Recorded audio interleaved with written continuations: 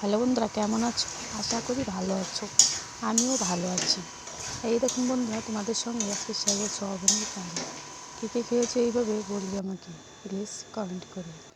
এখানে নিয়েছি আমি সোয়াবিন, 1 প্যাকেট সোয়াবিনটা ভিজিয়ে নিয়েছি। তারপর এখানে দিয়েছি ভিজিয়ে কিছুক্ষণ রেখে জল ঝরিয়ে ভালো করে রেখে তারপর আমি দিয়ে দিয়েছি টক দই 2 চামচ। তারপর একটু ধনিয়ার গুঁড়ো, একটু জিরের গুঁড়ো, একটু কাশ্মীরি লঙ্কার গুঁড়ো, একটু স্বাদ মতন লবণ, হলুদ আর সর্ষের তেল দিয়ে ভালো করে মাখিয়ে আমি এটা 5 থেকে 7 মিনিটের জন্য ম্যারিনেট করে রেখে ঢাকনা দিয়ে রেখে দেব। তারপর এদিকে আমি মশলাটা কেটে নিয়েছি। এখানে যে টমেটো পেস্ট, আদা, রসুন, পেঁয়াজ বাটা, জিরে বাটা, লঙ্কা বাটা। তারপর আমি এখানে আলুটা আমি কেটে ধুয়ে নিয়েছি। তারপর কড়াইতে তেল দিয়ে ওভেন জ্বালিয়ে হাই ভলিউমে রেখে আমি আলুটা ভেজে নিয়ে উঠিয়ে নিলাম। তারপর এখানে আমি কড়াইতে যে তেল ছিল ওই তেলের মধ্যেই 2টো তেজপাতা, 2টো শুকনো লঙ্কা আর একটু গোটা জিরে দিয়ে মশলাটা দিয়ে ভালো করে নাড়াচাড়া করে কষিয়ে নেব।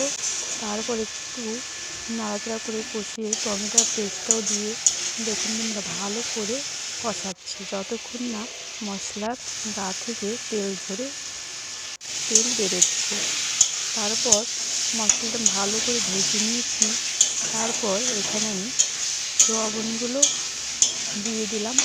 তারপর এগুলো আবার আরেকটু সময় ধরে ভেজে নেব। আবার একটু ভেজে নেওয়ার পর এর মধ্যে আমি আলুটা ভেজে উঠিয়েছিলাম, এই আলুটা আবার দিয়ে ভালো করে ভেজে নেব।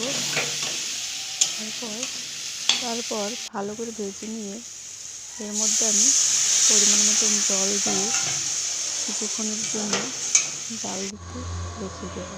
কড়াইতে হাই ভলিউমে রেখে দেবো।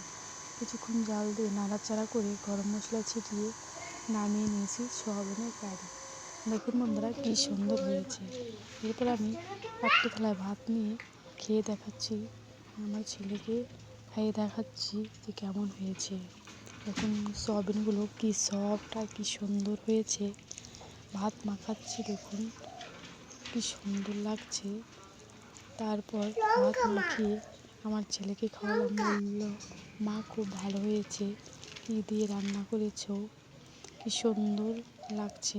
এইভাবে কে কে খেয়েছো প্লিজ কমেন্ট করবে আমাকে। আর